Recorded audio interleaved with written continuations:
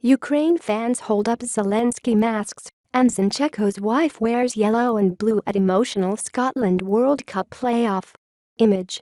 Ukraine fans held up masks of defiant President Volodymyr Zelensky as they roared their war-torn nation to a World Cup playoff semi-final win over Scotland at Hampden Park. The World Cup qualifier was originally scheduled to take place on March 29, but it was delayed due to Russia's illegal invasion of Ukraine. The clash was Ukraine's first competitive fixture since the conflict began in February. Players were close to tears as they took to the pitch before belting out their national anthem. Hampden Park was awash with yellow and blue as Ukrainian fans flocked to support their side. Many held up "Stop War" banners and "We Stand with Ukraine" scarves in emotional scenes before kickoff. While masks of heroic President Zelensky were also proudly shown off.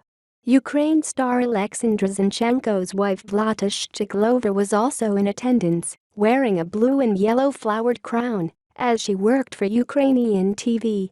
The Ukraine players, captained by West Ham's Andriy Yarmolenko, wore their country's colors around their shoulders as they sang. Scotland fans joined in with singing the Ukrainian national anthem outside Hampden before kickoff.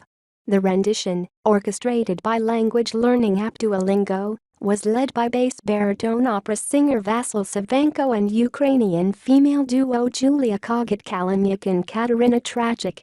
Goals from Andriy Yarmolenko, Roman Yaramchuk and Artem Dovbyk earned a 3-1 win.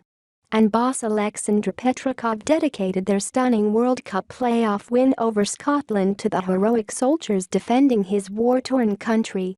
And an emotional Petrakov declared, "This victory was not for me, nor the team, but for our country. We play for our people back home who suffer every day, for our armed forces who are in trenches and hospitals, who fight with their last drop of blood. All my emotions are on the pitch. I am exhausted and empty." Ukraine must now beat Wales in Cardiff to complete their World Cup fairy tale. Scotland and Liverpool legend Graham Souness, who had admitted he wanted Ukraine to win, urged FIFA to add a spot at the Qatar tournament, regardless of Sunday's result. He said before kickoff, "In Ukraine right now it transcends football, this is life and death. We have to stand up and support Ukraine. FIFA should say, this team should be going to the World Cup, make a group of 5 somewhere. Ukraine should be going to the World Cup. They need to keep the name of Ukraine at the forefront of everyone's mind." He says the kids of Ukraine want the war to end. But he also says they also dream of making the World Cup. City ace Zinchecko broke down in a press conference ahead of the game. As reported by Zorya Londonsk, he said, "Every Ukrainian wants one thing, to stop the war. I spoke to kids who don't understand what's happening, but they have one dream, they want the war to end. We also have another dream, to make the World Cup." Goals by Yarmolenko, Roman Yaramchuk and Artem Dovbyk won the game for Ukraine. Callum McGregor's 79th-minute goal wasn't enough to spur a turnaround.